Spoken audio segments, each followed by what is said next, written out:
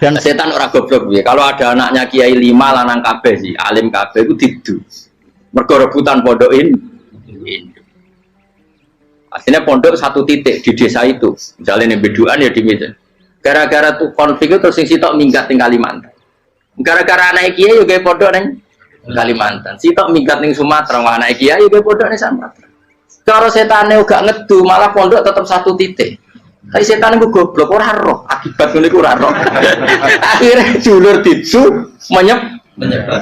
Lah wong saleh menyebar ning ndi menyebarkan sujud, menyebarkan Jadi setan yo ono goblok, muga ora ngaji, muga ngaji rene roh. Oh nang ngono ora usah ngono. Andai kan tidak diutik kan satu titik. Nggih betul.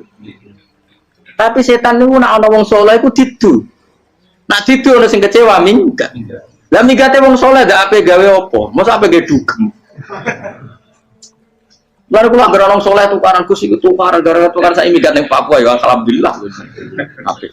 Kula niku ra Gus kancaku ya Gus-Gus sing minggat ki kuat. Angger pamit kula ora tau tak tangisi. Bernuwun kok minggat to bener. Minggat Gus ndak ganti piye. Paling yo gawe pondok kok gawe. Setan nganti saiki belum tahu. Mulane muga-muga ora roh. Jadi artinya nak pangeran ngersakno iku segampang itu. Lah coba di Ponegoro kan konflik sama keluarganya yang dulu ada yang mungkin sebagian problem. Ning Sulawesi ya tetep gawe napa? Pon. Engko nenggone wis wae angker ning tinti. Wali Songo ya. Sunan Kalijaga agak pati cocok mbek buyut Sunan Kudus. Rapati cocok akhirnya dakwah ning Sidul di daerah kene. So akhirnya ono ya mono dakwah rong khatam terus dadi Islam macam-macam. Satu terus no. Tapi ya baru kayak gue ono Islam dok Tingkir, dok Solo, dok Jog. Cara rapati tukaran Sunan Kalijaga menyewangi Sunan Kudus, Sunan Bonang dan gue berhubung baru kayak tukaran sidik-sidik. Jadi bahasa saya itu buyut-buyut itu Sunan Kudus itu dua dukung Arya nopo. Penangsa. Sekali Joko dukung mungkin itu. Setuju ya. Pokoknya kurang satu terus-terus. Wah, saya mau Jogja diulang putus. Buyut-buyut keluar itu dianggutus. Serasa dijero-jero. Jelas barokah. Mau ora tukaran yo utak-utak ning Pantura. Barokah tukaran yo. Jadi tapi ora usah terus nang ngono tukaran barokah ora usah mending ngono. Pokoke nek pengen sing ngersakno kabeh baro. Tapi ora usah diciptakan. Ana suami istri pegatan terus. Ya kadang gue baru kasing wedok untuk bojo luwih bener. Akhirnya alhamdulillah saiki bojo apik. Padahal sing lanang tau GR, wah pegat iso apa ya piye malah apik. Iku pangeran. Makanya mikir Islam yo mikir. Sekarang kan ndak orang terlalu semangat Islam terus dia konsep Islam harus menguasai negara. Akhirnya memaksakan jadi pemimpin. Jadi Islam harus kultural. Akhirnya kejauhan Islam. Muat Islam kudu kaya, jebule kedunyan denane. Islam kudu fikih, bebas hisab, kefikiran akhirnya buruh Cina. Justru kakean konsep bisa mari kuwajib. Lah ya ana sing wah Islam kudu sugih, nek sugih ben kuat. Jebule bareng sugih kedu. Ana sing milih fikir ae ben tambah hisab, kefikiran Islam buruh Cina. Islam harus merebut negara supaya ada konsep khilafah. Pas ngrebute wis ngafir-ngafir wong akeh. Pas prosesnya wis dadekno perkara. Islam harus kultural juga main-main gong wae malah sindenan terus. Kasih do dakwah mergo kakean apa? Kultural ora usah dikonsep wis ben mlaku.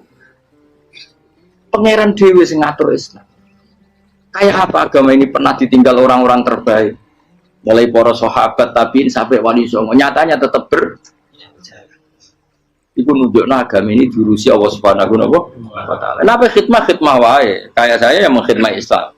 Khidmah itu berbakti memberi pelayanan pada Islam. Tapi ora usah ngrasa mimpin apa Islam apalagi membuat konsep untuk Islam. Justru konsep kita ini nanti yang merusak. Karena tadi ngendikan ulama-ulama wa inna minal ilmi ila jahlan. Kadang ilmu itu tetap melahirkan kebodohan. Kenapa? Ketika ulama ditanya, innal ilmi tuhyanan katuhyanil mal, karena ilmu itu punya keangkuhan, kelajutan kayak lajutnya harta. Misalnya gini, saya seorang faqih. Ditanya sesuatu yang tidak mendesak pun saya jawab, hanya karena mempertahankan kredibilitas saya sebagai seorang faqih. Padahal jawaban saya itu malah bahaya bagi Misalnya gini contoh gampang. Ada orang misalnya Ruhin baru tobat, dia sholatnya salah, rukuknya salah. Terus saya ditanya sama Fauzi, Gus sholatnya Ruhin sah apa enggak? Wong dia enggak memenuhi syarat dan rukun. Tentu saya sesuai disiplin fikih saya bilang enggak sah. Karena harus sujudnya ngongkrong atau dia sholatnya fatihahnya ada. Padahal andaikan saya ada jawab lebih baik. Karena apa? Bisa saja menurut Allah sholatnya dia enggak sah secara fikih tapi diterima Allah. Karena dari tidak sholat menjadi sholat. Itu kan ibarat begini. Orang makan tela yang agak-agak beracun, tapi tidak racun yang mematikan. Itu baik apa enggak? Ya tidak baik jawabannya. Tapi kalau bandingannya daripada tidak makan sama sekali, tentu baik makan. Nah, kesalahan itu yang, makanya kata Imam Ghazali, kesalahan itu yang dialami para fuqaha mu'asirun sekarang. Setiap pertanyaan itu dijawab. Dan ironisnya karena sesuai disiplin. Ya tidak bisa. Makanya saya pernah punya teman divonis dokter 2 bulan lagi mati. Terus teman itu gak doyan mangan. Tapi sarannya dia hidup kalau ada obat dari Jerman itu. Kalau ada obat dari Jerman dia hidup. Kalau enggak ya mati kan. Tak tili mati kapan? Kan ini udah. Kabare rong wulan. Sesuk wis sopan rong wulan. Lho kok rong wulane cepet kok mana sih? Kowe iku iman mulai cilik. Memangnya mati ku gak rong wulan kasih iso wae iso wae engko. Wong pangeran sing di otoritasnya wae ra jajeni 2 wulan 3 wulan kok dokter jajeni ke percaya menane aneh wae. Sik tak takoni Israel lah muni ngono. Iya bener. Ora mesti bener kok tak imani. Lah iya kok. Wong cek goblok iku mondok 2 wulan iku ora mesti sesuk ya mungkin. Apa padha-padha mungkin sesuk ya. Mungkin kok ya. Oke. Padha-padha mungkin kok milih sing 2 wulan, milih sesuk ae. Milih sesuk saiki tak istighfar be aku tak ngaji dadi keren mati sesuk. Sulit bodoh nih, biasa. Saya kisah urip.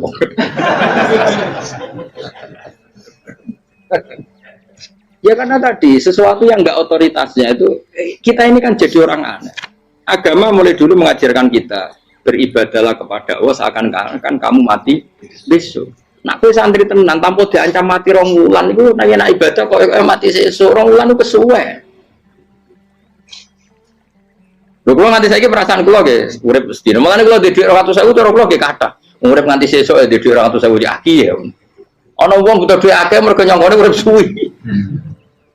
Terus kula agar lan kula ora pati seneng derajat, sesuk mati kok di derajat bareng sesuk. Ya kita mangka anak tamu tuh. Akhirnya dia terus mulai rileks, mulai sebelum malah ramati. Maksud saya itu kita makanya kembali lagi antumul fuqara'u ila.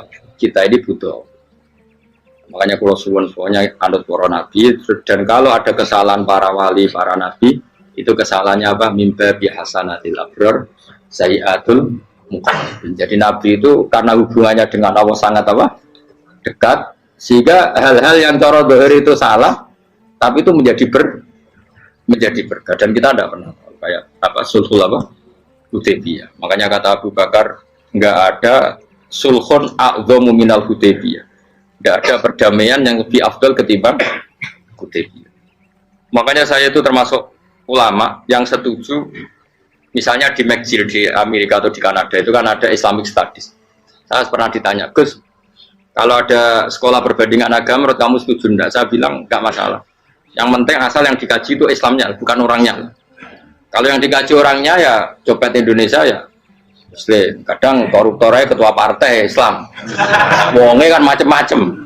Yang dikaji Islamnya loh, asal yang dikaji Islamnya. Jangan orangnya. Orangnya bulat-bulat. Wah, juara lah no. Juara. Karena pikiran saya niru Hudaybiyah. Ketika Islam didiskusikan secara masif, tetap yang unggul itu Islam. Makanya Rasulullah minta tidak apa-apa, semua perkara saya setujui, cuma jangan larang orang mendiskusikan Islam. Artinya di Mekah, di Darun Nadwa, di pojok-pojok kampung, di perapatan-perapatan orang tanya, sebetulnya Muhammad itu maunya apa? Mereka ada yang bilang, ya Muhammad kepinginnya wong nyembah pangeran. Pangeran itu apa sih gaya langit bumi? Akhirnya sih itu iya, pangeran di pantas sih gaya langit bumi. Pangeran ulah tahu saya apa-apaanan. Soalnya saya mulai cerita, iya aku tahu nyembah pas dua luar. Sampai aku izin pangeran kudu yo yo. Ono sing cerita meneh, aku tahu pas nyembah pas tangane copok. Waktu cerita kenaifane pangerane. Ya gara-gara boleh dulu nggak boleh dilarang oleh negara. Negara itu pinterin Nabi ya. Mau aku jaluk orang boleh mendiskusikan. Karena kalau didiskusikan pasti ja'al haqqu wa zahaqal. Mohon kalau terus nanya. Inna wa yusmi'u may yasha wa ma anta bimusma'in man fil kubur. Fa alam tarono ta ora ngerti sira ta alam tekse ora ngerti sira ana wa ing satuna wa ta'ala iku anzala nurono sapa Allah minas sama'i sanging langit. Awan nurono ma'an ing banyu. Fa akhrajna mongko ngetokno sapa ingsun fi tetep ing dalam dawu akhirna iltifatun ta iltifat. Iltifat itu pindah anil ghaibati sanging dhamir ghaib. Mestine kan fa akhraja, tapi dadi napa? Fa akhrajna. Harusnya kan Allah menurunkan hujan dari langit, kemudian Allah mengeluarkan beberapa buah, tapi diganti apa? Fa'akhirnya, kemudian kita Allah maksudnya. Kami Allah menurunkan bihi sebab anane mak samarot dan yang biro-biro buah. Mukhtalifan ingkang warna-warna po alwanuha biro-biro warnane samarot. Maksudnya Allah ingin menunjukkan kekuasaan. Sekarang orang sama-sama dari sperma. Ada yang kafir, ada yang mukmin, ada yang kriting, ono sing bangir, ono sing elek. Anggap aja kayak buah. Buah itu dari tanah yang sama, dari air yang sama. Kemudian melahirkan buah yang beda. Memangnya misalnya buah sing kecut ya ning bumi Indonesia. Pinggirnya ditanduri pelem manis ya ning bumi Indonesia. Mestinya kan kalau buminya sama kan nak kecut kabeh, nak manis. Tapi ternyata enggak. Allah bikin buah yang macam-macam rasanya, macam-macam warnanya dari tanah yang satu, dari air yang satu. Itu kenapa begitu? Ya saking kudrahnya Allah, saking kekuasaan Allah. Mukhtalifan khali warna-warna apa alwanu ya berapa warnane samarot ka asdoro kaya dene ijo. Wa ahmarolan abang wa asfarolan asfar. Asfar itu agak kekuningan. Wa irial lan yane kabeh. Wa minal jibali lan iku setengah saking berapa gunung judadun uta berapa dalan. Delala Allah masih ada gunung sing tak tahu diambah manusa lah ya. Delala ada desain alam yang paling layak ada ya selalu ada yang layak dilewati jam wujuda tori kontek sedalan fil ngirihi landiane napa jabal bidon kang putih-putih ya kados gunung-gunung teng Indonesia. Nah didelok wajo kemudian ada jalan mesti nyelirit ketok putih wa khumrun lan ana sing kemerah-merah ron ke kuning-kuningan ya mukhtalifun ingkang beda-beda alwanuha apa pola warnane judat fil jibal bisidati ana sing terjal waduk filan ana sing kropos yes kaya gunung-gunung itu kan ana sing apa cengkramane ku enak berarti sidah ana sing napa dari tanah sing napa kropos wa qara bi busud lan pira-pira watu kemloso piye kuna manane kemloso watu besar sudun kang ireng-ireng atfun ala judat suhur nek pira-pira watu syadidatu sawati kang banget ireng. Artinya gini loh, intinya misalnya bumi itu dari apa kita tidak pernah tahu. Kalaupun tahu, kita tidak bisa mengendalikan. Nyatanya bumi warnanya macam-macam, buah-buahan ya macam-macam. Iku nunjukno kabeh iku kudrahe Allah Subhanahu wa taala. Yuqalu den ucapno kaceran kang akeh aswadu tur banget ireng hirbibun wa qalilun hirbib aswad. Niku bahasa mawon wis pokoke wong Arab niku biasa ireng banget, ireng jelinteng. Lah ngeten. Aswad itu maknane iku wong Jawa nek muni ireng banget misal ireng jelinteng. Pokoknya wis ireng disifati sesuatu yang mempertegas apa kehitamannya. Wa minan nasilan setengah sayang manusa wa dawabilan pira-pira kewan wala namilan pira-pira raja kaya. Jadi kalau dawab itu mulai melata ya dawab, mulai kodok ya dawab. Nanti mulai kewan apa saja itu dawab. Kalau an'am itu lebih yang agak terhormat kayak apa? Kambing, kayak unta, sapi itu masuknya apa? An'am mukhtalifun utai sing beda-beda apa alwan pira-pira warnane iki kabeh. Ya kadalik kaya warnane pira-pira kewan. Pira-pira tanduran. Jadi maksudnya ngeten nih. Kalau sampai nangan-nangan misalnya sapi putih, engko tahu-tahu dia anak rodok kemerah-merahan, engko dia anak ke hitam dari mani yang sama. Dulu-dulunya misalnya enggak Gus, kalau hitam itu pasti babanya ada yang agak hitam. Senajan toh sekarang pas bapaknya, indukannya, ibunya sudah putih. Tapi tetap aja asal usulnya dari satu. Ya tetap asal usulnya dari satu. Sekarang jadi variasi banyak, tetap asal usulnya satu. Kok sampai beda-beda itu kabeh kekuasaane Allah. Kastilah visi mari kaya dene bedane boro-boro buah wal jibali lan yang memahami itu semua tentu ulama. Innama yakhsyallaha min ibadihil ulama. Innama yakhsam sine wedi banget Allah min ibadi sing boro-boro kaulane Allah sapa ulama boro-boro ulama. Allah itu menilai itu tidak sama dengan pikiran kita. Makanya kubu sebelah itu terlalu ekstrem, memaksa Allah berpikiran kayak dia. Satu karena kurang ngaji. Nomor dua ya tadi emosinya lebih tinggi ketimbang intelektualnya. Ini penting saya utarakan. Ternyata orang yang nyuap tadi apa nilainya plus, yaitu dia iman sama dawuh Rasulullah Shallallahu Alaihi Wasallam. Kalau yang namanya saksi itu penting. Cuma dia mendapat cara itu lewat suap. Tapi kan iman. Iman kalau dawuh Nabi itu benar. Kalau ada saksinya pasti min ahlil jannah. Terus dia nyari saksi harus dibayar ya dibayar. Sekarang sama iya 1 juta. Sekarang saya tanya di KPPS atau di mana-mana saksi pemilu itu dibayar enggak? Dibayar sah apa enggak? Sah. Jadi kadang kebenaran itu harus dibayar. Ini penting saya utarakan karena ada orang perempuan cantik dirayu, digaji supaya main di klub dibayar jadi orang maksiat. Lalu mungkin ada ustadz gaji dia, bayar dia supaya mondok. Nggak tahu terusannya apa, terus dibayar apa enggak tahu saya. Pertanyaannya ketika kamu bayar kemudian jadi santri, itu kamu dosa nyuap apa dosa sodako membiayai proses kebenaran? Sodako. Tapi kalau yang bayar untuk jadi pegawai klub maka membiayai kemaksiatan. Maka pembiayaan ini penting secara fikih, arahnya kemana? Ke hak apa ke batil? Jika di Fathul Mu'in diterangkan misalnya ada orang layak jadi pemimpin dan kemudian rivalnya itu orang yang menyesatkan atau calon perusak bangsa, ya maka calon pemimpin yang soleh itu wajib berkompetisi meskipun bibadlil mal, karena kalau yang memimpin orang fasik kampung ini rusak. Kalau yang memimpin orang soleh kalau nggak bayar juga nggak jadi, maka wajib bayar. Lah yang soleh bayar ini berstatus sedekah, tapi yang batil ini berstatus suap.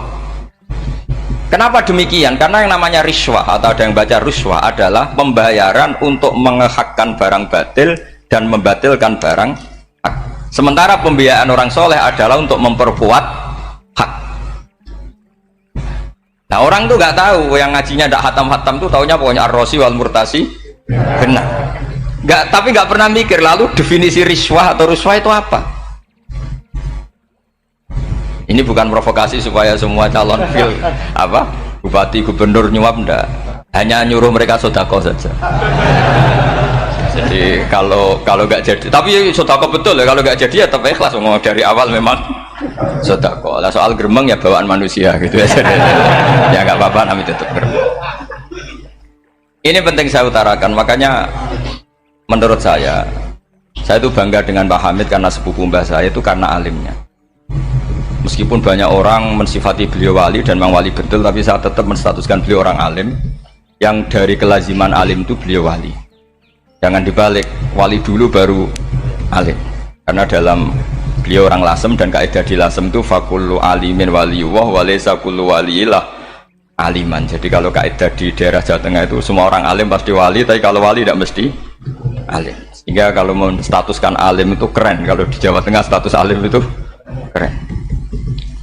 Dan soal keramat yang kaitannya dengan Mbah Mun itu masyhur itu dulu ketika Mbah Hamid santai-santai sama Pak D. Taifur sama keluarga lah. Beliau mau istirahat, kemudian yang datang Kiai Maimun, Mbah Mun zaman itu masih dipanggil Gus. Apa pur ada Pak Taifur di situ. Kata Pak D. Taifur, kalau manggil Pak D itu Gus Mun. Dan itu Mbah Hamid ngendikan rojulun alimun, ada Pak Taifur orang lelaki yang alim yang wali. Di beliau muji Mbah Mun juga alimun dulu, rojulun alimun wali. Ini penting saya utarakan karena kesanatan keilmuan beliau jelas dari beberapa keluarga di Lasem.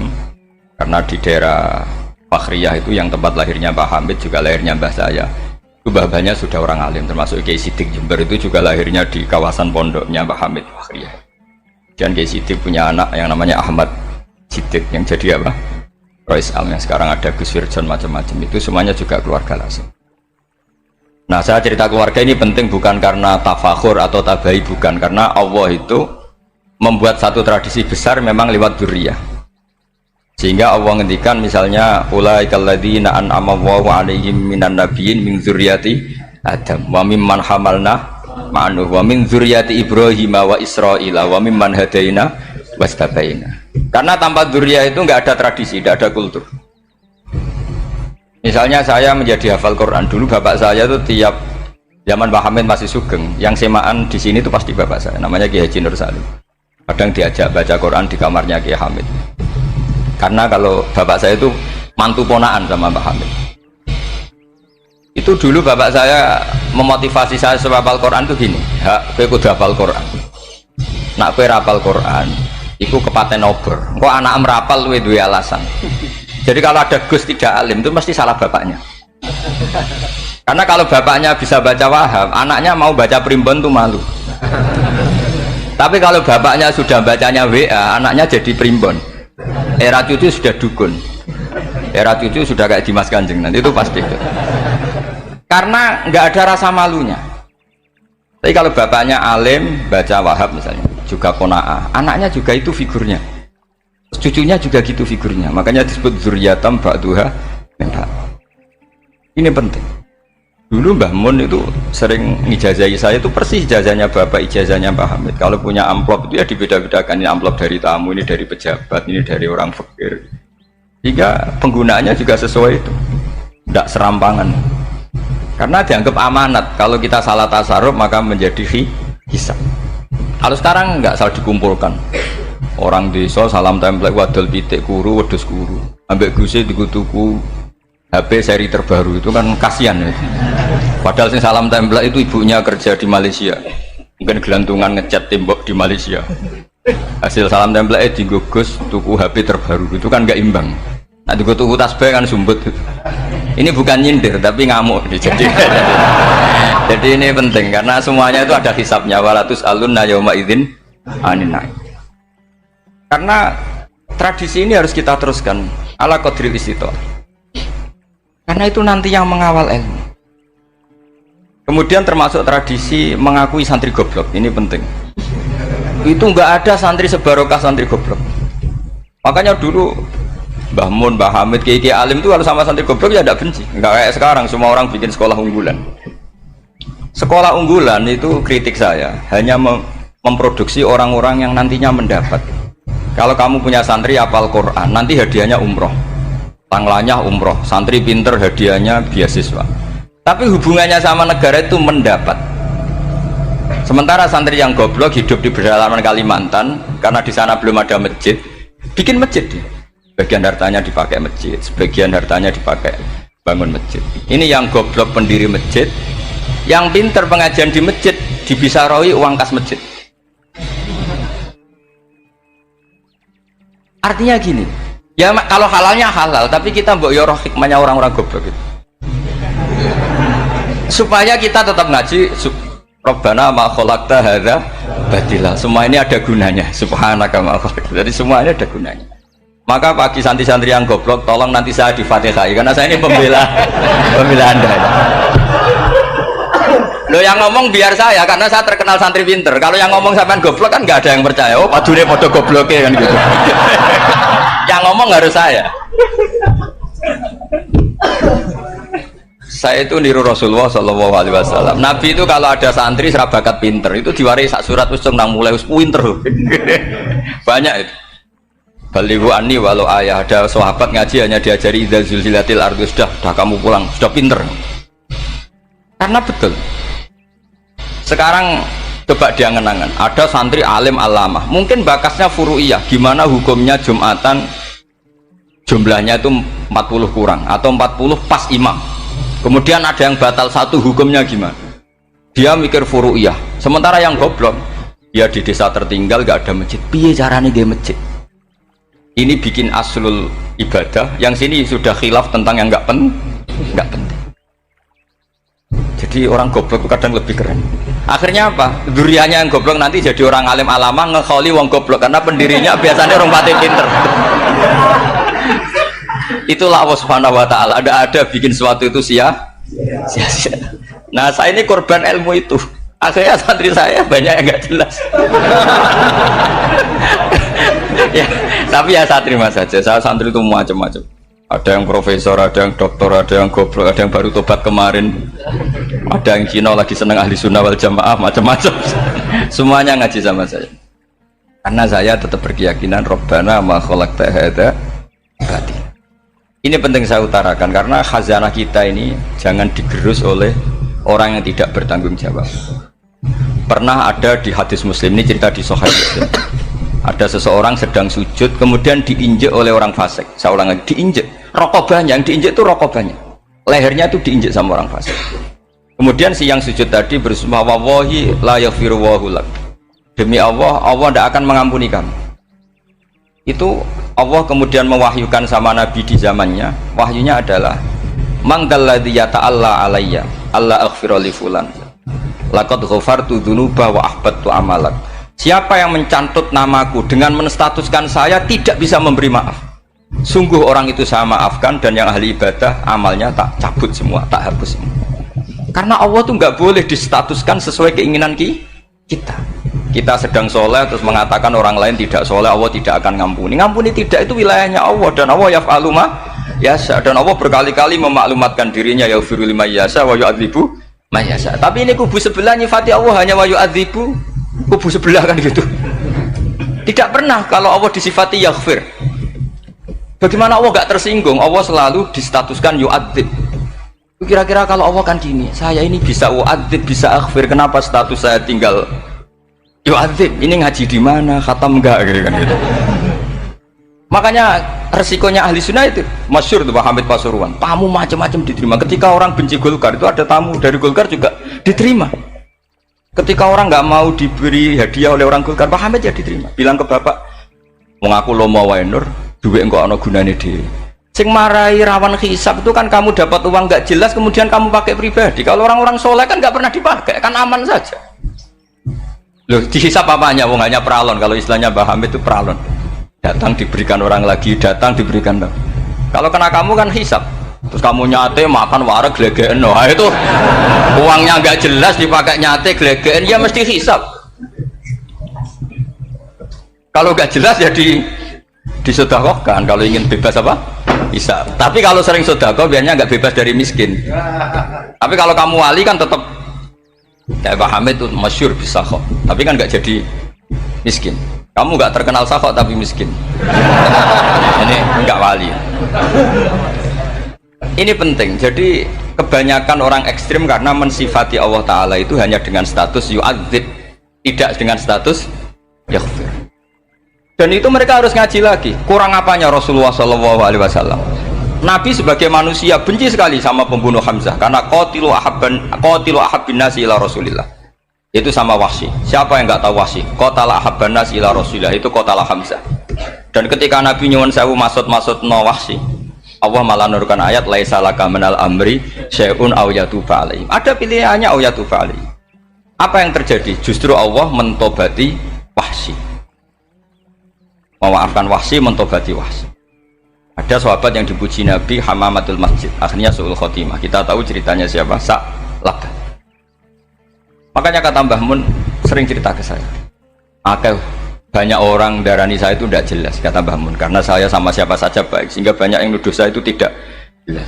Kata beliau, ulama paling jelas ya saya ini, karena masih orisinil, kata beliau. Tapi pakai bahasa Jawa, karena tadi Mbak Idris bilang ada yang MA ya, Madura asli tadi, makanya saya terpaksa bahasa Indonesia tadi.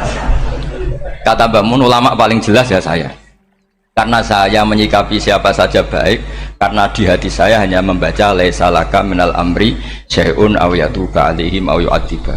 Kenapa kamu memvonis si buruk? Bisa saja nanti baik. Yang sedang baik bisa saja nanti bu. Kalau nasib seseorang nggak jelas, kenapa kamu sikapnya jelas? Nah, ini orang-orang nggak ngaji itu memaksa orang lain jelas. Ini kubu sebelah pasti salah, ini pasti benar. Manusia kok dipasti-pastikan gimana? Kita ini tidak nabi. Kalau nabi maksum pasti benar. Kalau sampean apa? Maksum bisa. Jadi ketidakjelasan para ulama ini berdasar konstitusi tadi bahwa itu wilayahnya Allah. Ini penting saya utarakan. Jadi penting sekali. Jadi orang yang sedang fasik sekarang bisa saja nanti tobat. Yang sedang sekarang soleh bisa saja nanti masalah.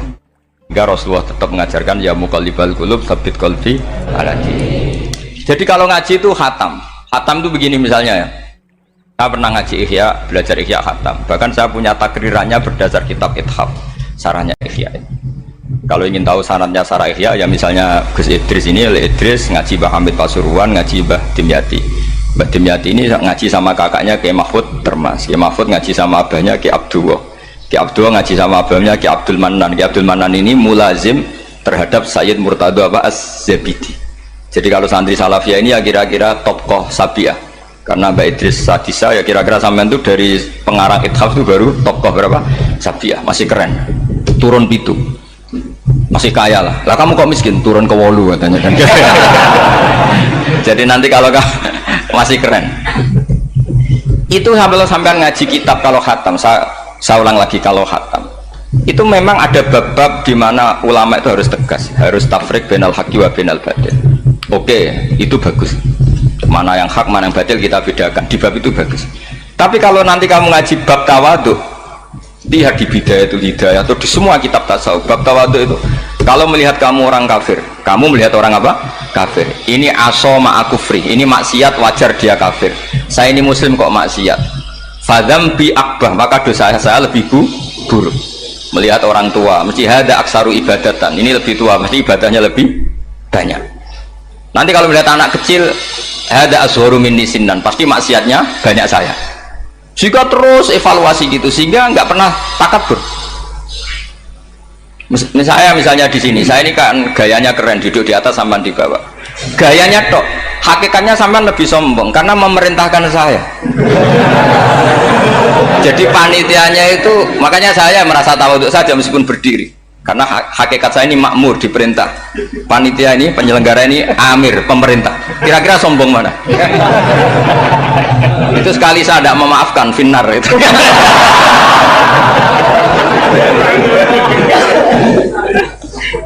Tapi insya Allah tak maafkan, Pak. Iya masih insya Allah. Jadi ini penting. Jadi mbok ya orang-orang yang ekstrim tuh mikir keinginan Rasulullah SAW itu umatnya meninggal dalam keadaan baik. Makanya benar tadi, notulen tadi, kalau doa, kalau ingin mandi itu memang harus ada jadabnya. Tapi yang asli loh ya, jangan gaya-gayanan. Ya asli betul, yang nggak khilaf memang asli. Itu ada seorang wali doa di depan Nabi itu begini, ya Allah saya harus jadi orang soleh. Allah diharuskan itu kan nggak sopan ya. Ya Allah saya ini harus jadi orang soleh. Kenapa? Sekali saya soleh maka surroh habibu, yang senang kekasihmu. Sekali saya fasik maka yang senang musuhmu, yaitu iblis. Tinggal jenengan milih mana, nyenangkan kekasihmu apa nyenangkan musuhmu. Akhirnya ada aku ya sudah soleh aja, soleh ini kok doa kok neror orang ini. Kira-kira gitu. Jadi ya Allah saya harus jadi orang soleh. Kalau saya jadi orang soleh surroh habibuk, yang senang kekasihmu. Kalau saya jadi orang fasik yang senang musuhmu. Sedangkan tinggal milih saja, menyenangkan kekasihmu apa menyenangkan musuhmu. Kira-kira Allah senang mana? Senang menyenangkan. Wah itu doa paling mustajab. Tapi syaratnya harus anti bikolbin dan dari ijazah nggak mandi, itu ijazah nggak mandi. Maka ini tidak saya ijazahkan. Nanti kalau kamu ngalami isak sendiri, ngalami wujdi sendiri, terus ngalami itu, insya Allah makbul. Ini mau gaya-gayanan copy paste nggak diterima itu. Jadi wali-wali dulu itu kalau berdoa itu sederhana, tapi dari hati yang paling dalam. Makanya Nabi Musa itu terkenal, orang paling seenaknya sendiri dan Nabi Musa hubungannya dengan Allah. Tapi sama Allah dimaafkan karena orisinil, tidak bikin-bikin. Rasulullah juga itu, kalau sudah marah itu doanya gitu. Cuma celakanya ditiru Nira Warisman dulu itu. Nabi itu ketika perang Badar itu jelas kalah, nggak mungkin menang, sudah jelas kalah. Nabi hanya 313 orang kafir, 1000 dengan perlengkapan apa?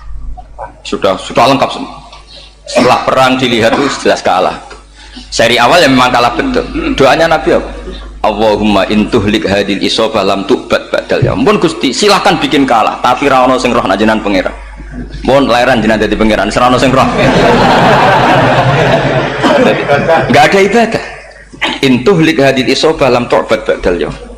Kalau engkau menghancurkan kelompok saya ini, jenengan sebagai Tuhan tidak ada yang nyembah lagi, karena yang nyembah tinggal kelompok kita. Tapi yang ngendikan Nabi, kalau kamu niru tidak bisa. Gak bisa kamu doa, ya Allah saya ini santri salafiyah, kalau saya bodoh menjadi presiden buruk terhadap alumni salafiyah. Gak apa-apa sekali-kali doa gitu. Tapi kata Allah lainnya masih banyak.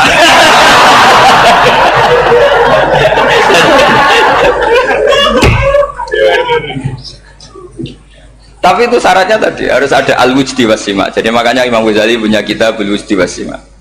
Karena ada masrob, ada syarab. Jadi wali ngikuti para nabi itu ada masrob, ada syarab. Sehingga perasaannya itu beda. Saya punya sekian contoh. Makanya tadi saya bilang di sini yang cerita nanti tak baca Arabnya ya, tabarruk dengan Jamil apa? Salim. Jadi Nabi menyontohkan gini ya. Hubungannya Nabi dengan umatnya itu kata Rasulullah ibarat orang punya unta atau sapi yang susah, yang sarodat itu berat. Kalau bahasa sini apa begitu? Yang larat ya Pak? Melayu. Terus orang-orang lain ingin membantu, kubu sebelah ingin bantu, tapi ketika mereka ingin bantu malah unta ini tambah lari karena asing. Semua selain pemiliknya ini kan bagi unta itu asing. Jadi mau dibantu ditangkap tambah lari karena ini orang asing semua. Ngajinya agak jelas, asalnya agak jelas, tapi mau ikut umat Islam ini asing semua. Akhirnya kata Nabi yang punya unta itu tadi datang, kemudian ngambil rumput, terus unta itu dipanggil, kemudian unta itu ngikuti. Kata Nabi, ibarat saya seperti itu. Kalau saya yang memimpin Islam, saya yang merawat umat saya, maka umat akan mudallalah, akan nurut. Tapi kalau yang rumat kalian, malah Islam menjadi kacau. Kenapa menjadi kacau? Karena tadi nyifati Allah saja salah. Orang Islam baik dihukumi kafir hanya karena tahlilan, hanya karena manakiban dihukumi kafir. Sekarang inginnya Nabi orang menjadi muslim apa kafir? Inginnya Nabi orang menjadi muslim apa kafir? Muslim. Lalu gara-gara melakukan perilaku tertentu dihukumi kafir. Iya, jara wali songo musyrik, nyekel patok musyrik. Katanya minta sama mayit.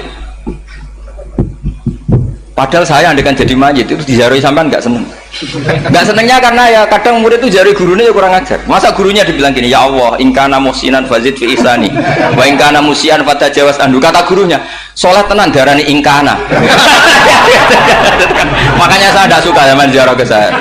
Kecuali doanya ditasihkan dulu ke saya.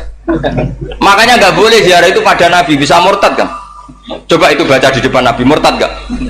Ya Allah kali ini baik maka gini, kalau buruk masa Nabi baiknya ingkana. Lah orang-orang yang menyerang kita kan itu gak ada zaman sahabat doa seperti itu. Ya mesti gak ada, mana mungkin sahabat baca itu di depan Nabi.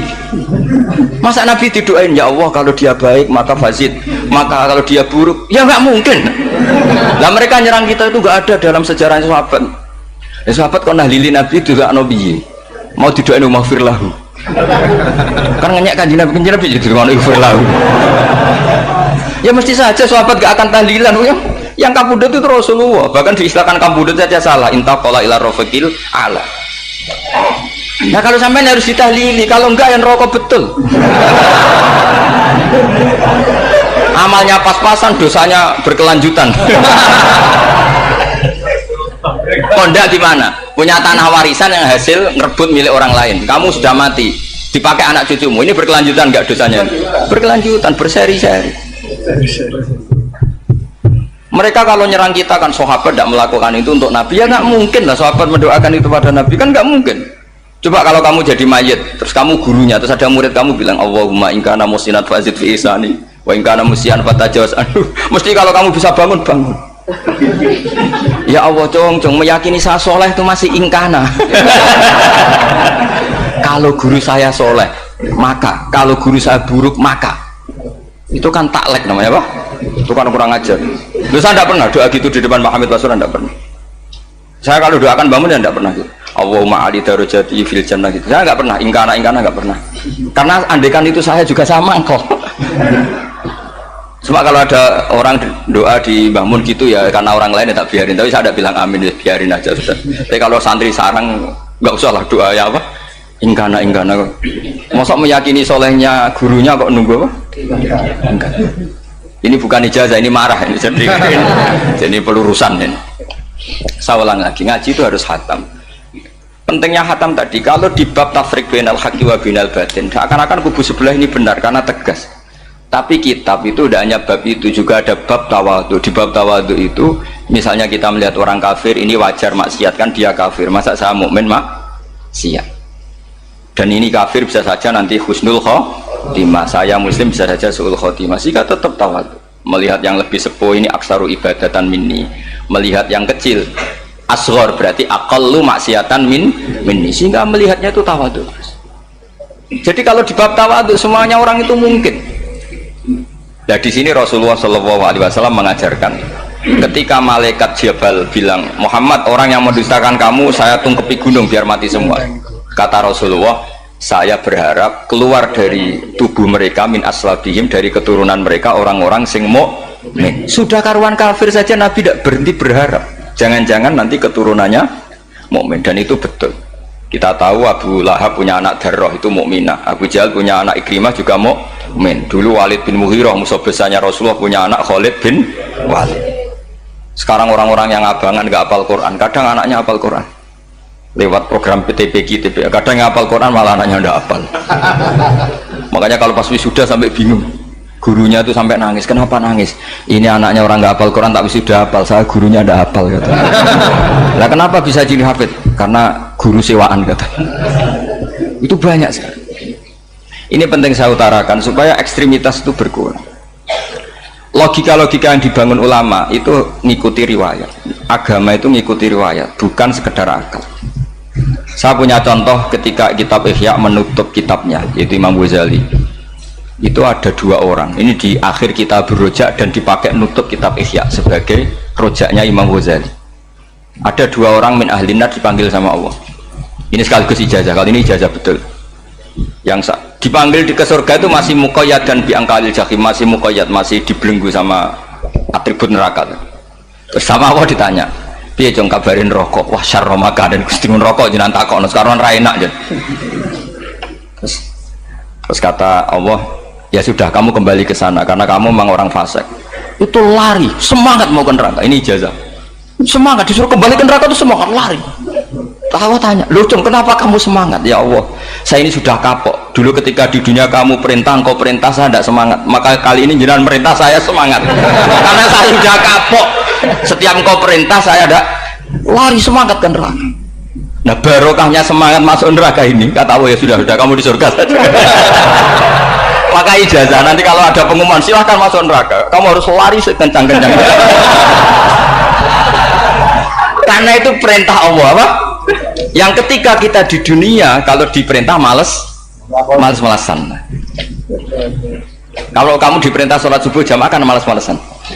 Dan itu menjadi kita masuk neraka. Sebagai kafarah itu ya Allah, karena ini perintah engkau, saya tidak males-malesan lagi. Wes ngembaliin rokok, lari semangat. Allah akhirnya harus dimaafkan. Panggil lagi, sudah di surga saja. Barokahnya semangat masuk neraka. Nah, ini ijazah ini. Ya diterima ya. Kok enggak semangat terima ya. Yang kedua enggak. Sudah kamu kembali ke neraka, pelengahan gitu. Enggak semangat. Allah dilihat terus enggak semangat. Kenapa kamu toleh? Ya Allah, saya tidak pernah ngira ketika engkau manggil saya ke surga, kemudian engkau kembalikan lagi ke neraka. Ya sudah di surga saja, barokahnya husnudzon. Jadi ini ijazah, kamu milih dua itu, milih yang mana terserah. Artinya apa? Logika kamu itu tidak mesti masuk apa yang dilakukan oleh Allah Subhanahu wa Ta'ala. Itu logika kamu kan tidak masuk, tapi Allah yaf'alu ma yasha. Ini penting saya utarakan. Nah tapi orang-orang ekstrim itu maunya nyifati Allah dengan status yu'adzib, yantakim, Jabbar, Qahar. Sifatnya Allah Ta'ala itu 99. Kenapa apa kamu hanya satu? Jadi tetap saja menghadapi fenomena seperti ini tetap laisa laka minal amri syai'un aw yatuba alaihim aw yu'adzib. Sehingga setahu saya Mbah Mun, Mbah Hamid Pasuruan, guru-guru kita, habaib yang alim-alim itu melihat tamu macam-macam ya dilayani semua. Karena ini ngadepi fenomena sosial yang semuanya tidak jelas. Kalau nggak jelas apa? Ya kita bisanya berharap karena afdolul ibadah itu intidharul farad. Kalau belum Islam sekarang kita harapkan nanti. Kalau bapaknya enggak kita harapkan anaknya. Kalau anaknya belum kita harapkan cucu. cucunya. Karena agama ini limangka nayarjuwo hawal yaumal akhir. Agama ini bagi yang terus berpengharapan, bukan bagi yang putus asa. Ini yang penting saya utarakan. Jadi apalagi Allah sudah punya rencana tadi, yang goblok-goblok di pedalaman Dayak bikin masjid, yang pinter-pinter ramen lomba untuk sangu, untuk umroh. Kira-kira memberi sama mendapat pahalanya keren mana? Memberi. Tapi tidak usah jadi goblok, goblok tidak usah direncanakan, sudah terjadi. Jadi makanya saya bela karena sudah terjadi itu, tapi tidak usah direncanakan. Nanti terus wah goblok aja cara Gus Bak gak apa-apa ndak. Sudah kadung, ini cuma kita itu iman ya. Jadi karena yang pinter itu yang jumlahnya tidak banyak. Ini kita bully saja. Karena kamu bully pun tetap mulia kan orang pinter ini. Tapi kalau orang goblok gak dibela habis dia. Yang pinter buat dikritik kayak apa kan tetap mulia kan. Lah yang muji sudah banyak, saya ngeritik saja lah. Ini tidak akan jatuh. Tapi yang goblok ini kan nggak ada yang bela. Saya sebagai umatnya Rasulullah, pecinta umat Rasulullah tak bela, tenang saja. Ada hikmahnya apa? Hikmahnya orang goblok. Betul loh, saya itu sering ketemu dokter, ketemu profesor tuh nangis. Tak tanya kenapa nangis. Bapak saya itu petani, saya di Jogja sampai jadi dekan, jadi rektor. Tapi saya sekarang rektor, anak saya sekedar SMP naik itu sudah senang. Nggak dengar kabar ketangkep BNN sudah senang. Padahal saya ini ahli metodologi. Ternyata pinter bapak saya. Karena bapaknya tadi hanya petani bisa menjadikan anaknya profesor. Tapi profesor tidak mesti bisa jadi. Anak saya naik SMP aja sudah senang. Karena Allah ingin membuktikan pinter kamu itu tidak ada artinya di depan iradatullah. Di depan apa? Iradatullah. Supaya orang tunduk. Lu coba yang jadi ulama tabi'in itu rata-rata abnaul mawali.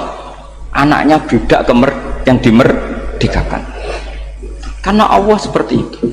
Ada yang tokoh yang tadi zuriyatam ba'duha min ba'd, itu harus kita jaga.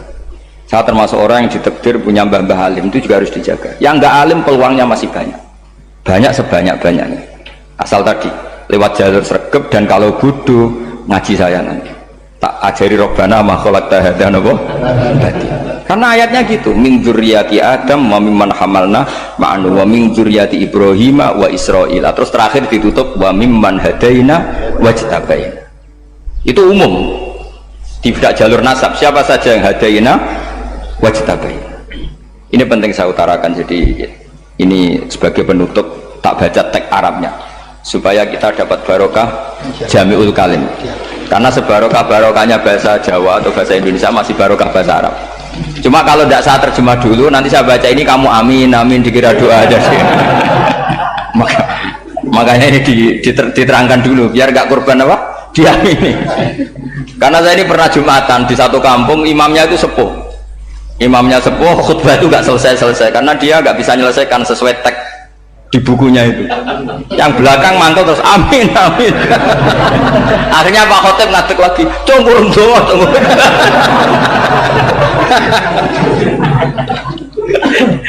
Ya ini masih teks Arab, yang belakang sudah apa? Amin amin. Ya saya baca. Disimak. Bismillahirrahmanirrahim. Waruya anak Arabian ja'ahu yatlubu min husay'an fa'atahu. Sumaqala ahsantu ilaika. Dikasih sesuatu ya tadi saya contohkan, misalnya dikasih hanya 10.000. Qalal Arabiyullah wala ajmalta, kamu ya belum berbuat baik. Faghadibal muslimun wa qamu ilaihi. Orang-orang Islam marah besar karena Nabi dikomentari la ajmalta, kamu tidak orang baik.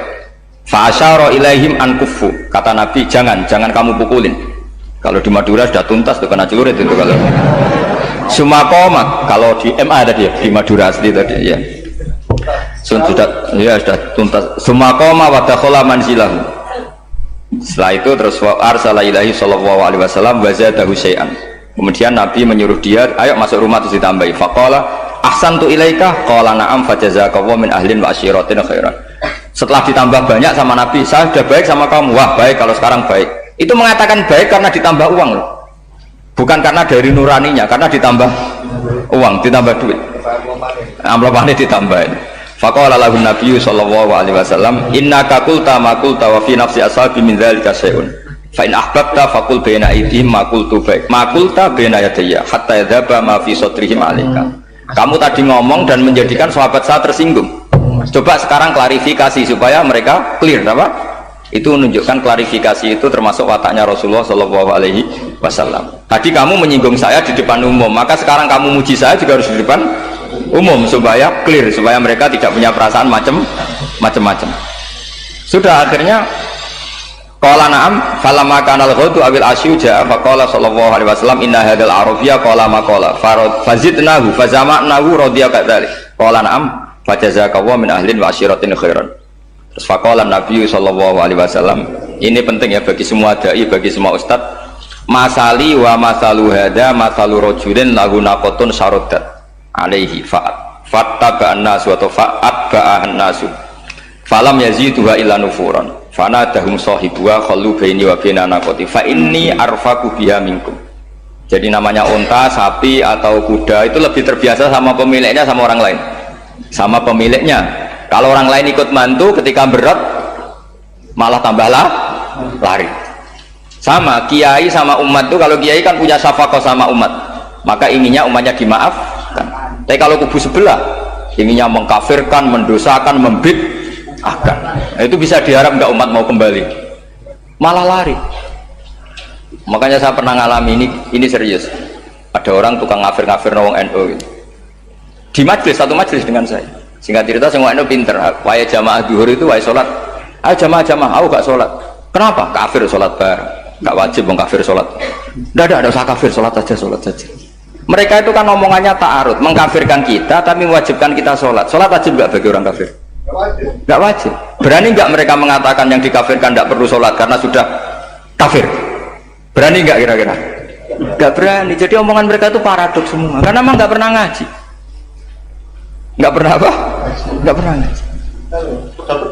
Ngajinya betul-betul. Gak pernah khatam tadi.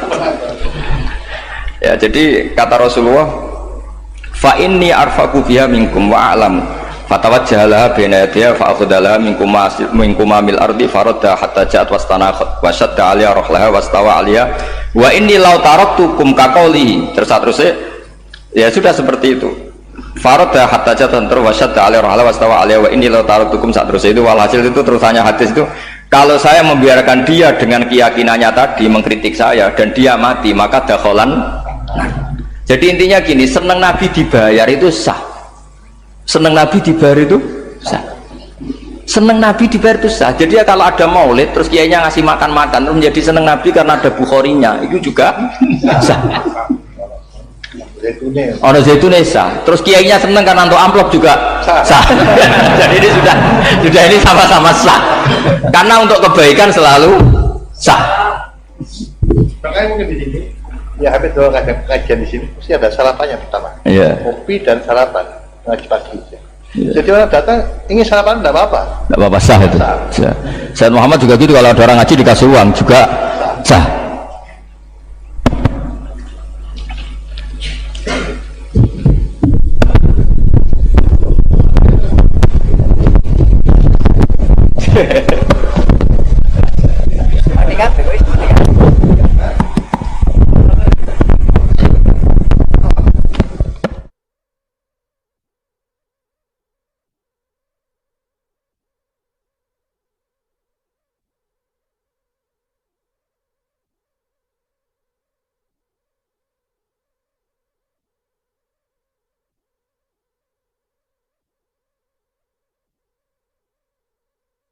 Ya, jadi ini jelas ya, jadi riwayat ini jelas. Kemudian riwayat yang ada di kitab Bukhari ketika Rasulullah didustakan, dibully, ini wa ana mahmum ala wajhi falam astafiq illa wa ana biqarni sa'alib, yang di bawah garis itu ada yang di Bukhari. Farafatu rasi fa idzan ana bi sahabatin qad adallatni fa nadartu fa idzan fiha jibril fa nadani faqal inna wa qad sami'a qala qaumika laka wa maraddu 'alaika wa qad basa ilaika malakal jibal litamurahu bima syi'ta fihim fa nadani malakul jibal fa sallama alayhi thumma qala ya Muhammad fa qala dzalik bima syi'ta in syi'ta an udbika alim al-akhsaban fa qala Nabi sallallahu alaihi wasallam bal arju ayyukhrijahu min aslabihim may ya'budu wa wahdah la yusyriku bihi syai'an. Jadi Nabi menghadapi yang sedang kafir saja enggak putus asa, bisa saja mereka nanti melahirkan anak-anak yang Islam. Jadi kalau ada kiai menghina orang kafir itu jangan melihat kiai kok pancanan wong kafir, yang benar itu kiai yang penuh harapan, sehingga sama orang kafir saja harap. Tapi sekarang enggak, kiai pancanan wong kafir, kiai kok pancanan wong fasik. Logikanya dibalik, kiai nelateni wong kafir nak menawa anak turune masuk Islam, kiai nelateni wong fasik anak menawa dadi soleh. Logikanya harus seperti itu. Nah soal perang itu beda. Perang kan mereka sudah menstatuskan diri ingin bunuh kita, tentu kita harus berani untuk mempertahankan diri. Tapi kalau kondisi normal tidak bisa seperti itu. Ini kan kondisi normal. Itu Rasulullah ya nggak boleh, karena tadi bahkan kalau saya pernah ngaji ini di Sidogiri, pernah cerita Rasulullah jejer Nabi Nuh, ada seorang wali pasnya Abu Hasan Asyadili. Siapa Abu Hasan apa? Asyadili mimpi ketemu Rasulullah jejer Nabi Nuh. Kemudian Nabi Nuh itu digojlok sama Rasulullah, kamu pernah masukkan kaum kamu, bisa saja fi aslabihim atau fi zuhurihim ada nasamatan sing tu'minu billah. Sekarang misalnya begini ya, ini orang kafir, di sini tuh ada gen yang ribuan ila yaumil qiyamah. Bisa saja gen-gen yang sekarang masih di zuhurihim, karena kalau apa gen di lelaki diistilahkan fi zuhurihim, ini saja nasamatan tu'min, nasama yang nanti mukmin. Kalau dia mati kan berarti kamu membunuh calon orang mukmin berikut. Jadi, tapi ya sama. Tapi kalau kamu bilang dibiarkan, bisa saja ini ada nasama sing calon kafir, berarti kamu membiarkan kekafiran. Nah di sini hebatnya Allah. Allah bikin Nabi Nuh mewakili istihad potensi kekafiran berlanjut, sehingga beliau bilang wala yalidu ila fajiram kafaro. Paham ya kan? Rabbi la tadzar alal ardi minal kafirina dayara innaka intadzarhum yudillu ibadaka wala yalidu ila fajiram kafaro. Logika itu terwakili oleh Nabi Nuh. Logika bisa saja ini ada nasamatan untuk minubillah, itu terwakili oleh Rasulullah. Bal arju ayyukhrijawahu min aslabihim may ya'buduwaha wa la yusyriku bihi syai'an. Kayak apa untungnya kita jadi umat Rasulullah sallallahu alaihi wasallam? Masalahnya nabimu gak Nabi Nuh, Nabi Muhammad. Jadi kira-kira istiadat kamu ikut Nabi siapa? Kalau main hantam ya ikut Nabi Nuh. Kalau main rojak berharap Nabi Muhammad. Ya sudah, sampean ikut mana aja? Nabi Muhammad. Ini penting saya utarakan supaya apa-apa itu terukur lewat ilmu. Ya pokoknya istilah kayak Wali Songo yang tercerminkan sampai ke kita kayak Pak Hamid, karena Pak Hamid ini sanadnya secara gen sampai Sunan Bonang, di silsilah itu sampai Sunan Bonang. Saya punya catatan nasabnya Mbah Hamid Pasuruan sampai Sunan Bonang, ditulis Mbah Him itu ya, pas 40 harinya Mbah Hamid itu silsilah itu. Saya kira demikian, saya mohon maaf atas semua kesalahan. Wah, baru mulai. Ya Santi Putri itu nggak usah mikir besar berat-berat, yang penting nurut suami, itu kata para suami.